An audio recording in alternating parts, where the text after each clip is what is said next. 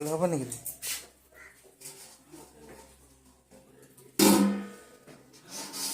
ଅଇବେ ଆଜି ଯିବାନି ହେଲା।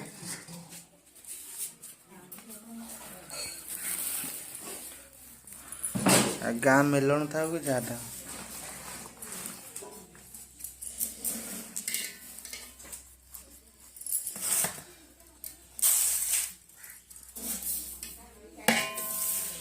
ଚାଉଳ ବାହାରି କରୁଛନ୍ତି ଜଲ୍ଦି କରିଦେଇ ଖାଇକି ଯିବେ ତାଙ୍କ ଗାଁ ମେଲଣ ଦେଖିବାକୁ।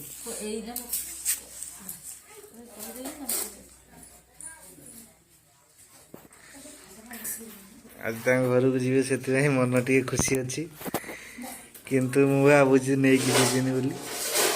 ସେ କୁଆଡ଼େ ଗଲା ସେଟା ମୁଁ କ'ଣ ଜାଣିଛି।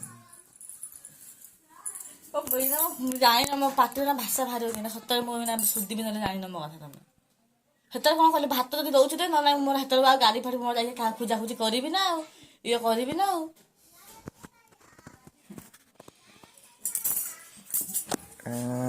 ଏବେକା ରାଗି ଗଲେଣି। କି ଭାଷା କ'ଣ ହେଇଗଲା ପାଟା କ'ଣ ମୁଁ ଖାଲି ମାଗି ଆଣିଛି।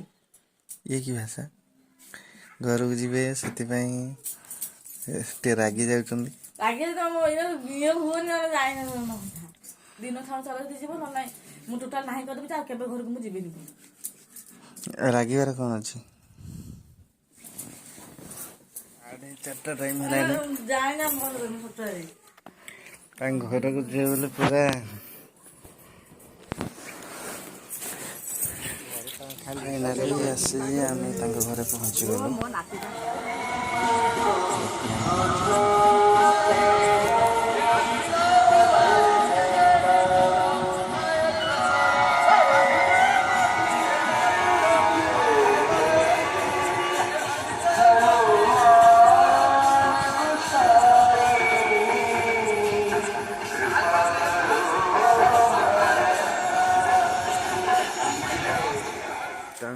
ଯାତ୍ରା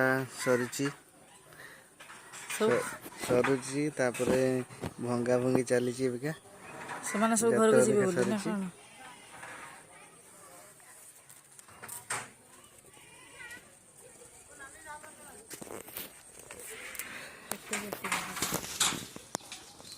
ଆଉ ତାଙ୍କ ଘରକୁ ଆସିବେ ବୋଲି କାଲି କେମିତି ହଉଥିଲା ଆଉ ଆଜି ଯିବ ବୋଲି ଛାନିଆ ହେଲାନି।